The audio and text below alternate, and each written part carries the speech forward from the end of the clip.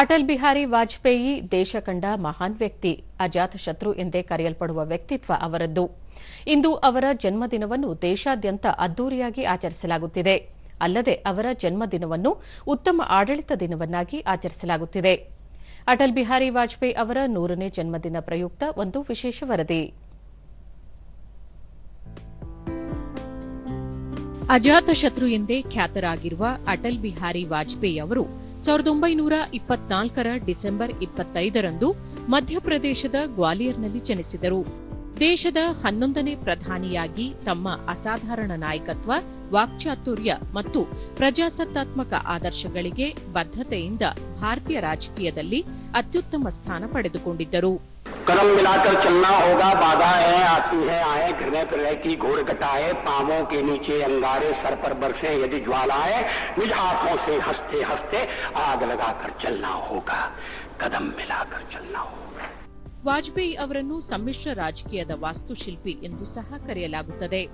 ರಾಷ್ಟ್ರೀಯ ಪ್ರಜಾಸತ್ತಾತ್ಮಕ ಮೈತ್ರಿಕೂಟದಲ್ಲಿ ವೈವಿಧ್ಯಮಯ ಮಿತ್ರರನ್ನು ಕೌಶಲ್ಯದಿಂದ ನಿರ್ವಹಿಸುವುದು ಮತ್ತು ಬಹುಪಕ್ಷದ ಸರ್ಕಾರದಲ್ಲಿ ಸ್ಥಿರತೆಯನ್ನು ಖಾತ್ರಿಪಡಿಸುವ ಕೌಶಲ್ಯ ಹೊಂದಿದ್ದರು.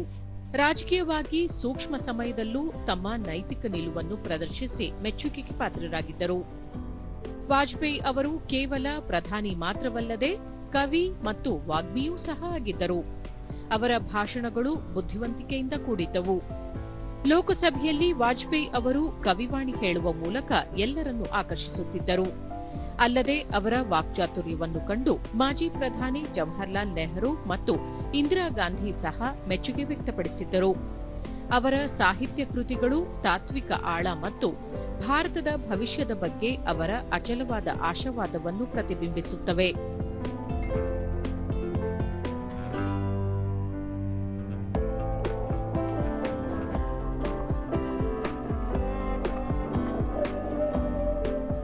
ದೇಶದಲ್ಲಿ ಅತ್ಯಂತ ಗೌರವಾನ್ವಿತ ನಾಯಕರಲ್ಲಿ ಒಬ್ಬರಾದ ಅಟಲ್ ಬಿಹಾರಿ ವಾಜಪೇಯಿ ಅವರ ಜನ್ಮದಿನವನ್ನು ಗೌರವಿಸಲು ಪ್ರತಿ ವರ್ಷ ಡಿಸೆಂಬರ್ 25ರಂದು ಭಾರತದಲ್ಲಿ ಉತ್ತಮ ಆಡಳಿತ ದಿನವಾಗಿ ಆಚರಿಸಲಾಗುತ್ತದೆ. 2014ರಲ್ಲಿ ಸ್ಥಾಪಿತವಾದ ಈ ದಿನವನ್ನು ವಾಜಪೇಯಿಯವರು ತಮ್ಮ ಅಧಿಕಾರಾವಧಿಯಲ್ಲಿ ಉದಾಹರಿಸಿದ ಪಾರದರ್ಶಕತೆ, ಹೊಣೆಗಾರಿಕೆ ಮತ್ತು ಒಳಗೊಳ್ಳುವಿಕೆಯಂತಹ ಉತ್ತಮ ಆಡಳಿತದ ತತ್ವಗಳ ಜಾಗೃತಿಯನ್ನು ಉತ್ತೇಜಿಸಲು ಸಮರ್ಪಿಸಲಾಗಿದೆ. ವಾಜಪೇಯಿ ಅವರ ಅಸಾಧಾರಣ ಭಾಷಣ ಕೌಶಲ್ಯಗಳು ಮತ್ತು ಕಾವ್ಯಾತ್ಮಕ ಸಂವೇದನೆಯು ಅವರನ್ನು ವರ್ಚಸ್ವಿಯಾಗಿದ್ದು, ಅವರ ವ್ಯಕ್ತಿತ್ವ ವಿಮರ್ಶಕರಿಗೂ ಅಚ್ಚುಮೆಚ್ಚಾಗಿತ್ತು. ಹಿರಿಯ ಸಂಸದೀಯ ಪಟುವಿನ ರಾಜಕೀಯ ಬದುಕು 4 ದಶಕಗಳಿಗೂ ಹೆಚ್ಚು ಕಾಲ ವಿಸ್ತರಿಸಿದೆ. ವಾಜಪೇಯಿ ಅವರು ಲೋಕಸಭೆಗೆ 9 ಬಾರಿ ಹಾಗೂ ರಾಜ್ಯಸಭೆಗೆ 2 ಬಾರಿ ಆಯ್ಕೆಯಾಗಿರುವುದು ಒಂದು ದಾಖಲೆ.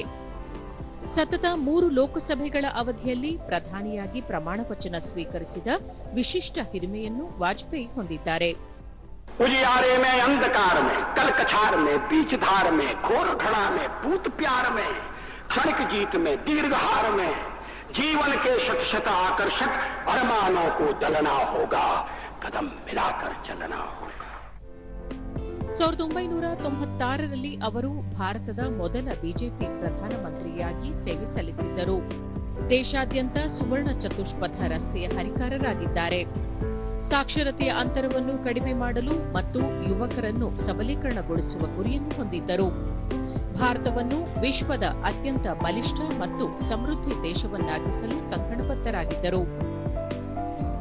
ಜನತಾ ಪಕ್ಷದ ಸರ್ಕಾರದ ಅವಧಿಯಲ್ಲಿ ವಿಶ್ವಸಂಸ್ಥೆಯಲ್ಲಿ ಮೊದಲ ಭಾರತೀಯ ವಿದೇಶಾಂಗ ಸಚಿವರಾಗಿದ್ದ ವಾಜಪೇಯಿ ಅವರು ಹಿಂದಿಯಲ್ಲಿ ಭಾಷಣ ಮಾಡುವ ಮೂಲಕ ಇಡೀ ಜಗತ್ತನ್ನು ಬೆಚ್ಚಿಬೀಳಿಸಿದರು ಮತ್ತು ತಮ್ಮ ಮಾತೃಭಾಷೆಗೆ ಗೌರವ ನೀಡಿದರು. 2015ರಲ್ಲಿ ಭಾರತದ ಅತ್ಯುನ್ನತ ನಾಗರಿಕ ಗೌರವವಾದ ಭಾರತ ರತ್ನ ನೀಡಿ ಗೌರವಿಸಲಾಯಿತು. ದೇಶ ಕಂಡ ಅದ್ವಿತೀಯ ಆಡಳಿತಗಾರ, ಭಾರತೀಯ ಜನತಾ ಪಾರ್ಟಿಯ ಸಂಘಟನಾ ಚತುರ, ಅಜಾತಶತ್ರುವೆನಿಸಿಕೊಂಡ ಮಾಜಿ ಪ್ರಧಾನಿ ಅಟಲ್ ಬಿಹಾರಿ ವಾಜಪೇಯಿ ಅವರು ಜನಿಸಿ 3 ವರ್ಷಗಳಾಗಿದ್ದು, ದೇಶಾದ್ಯಂತ ಅವರ ಜನ್ಮದಿನವನ್ನು ವಿಶೇಷ ಕಾರ್ಯಕ್ರಮಗಳ ಆಯೋಜನೆಯ ಮೂಲಕ ಗೌರವಿಸಲಾಗುತ್ತಿದೆ.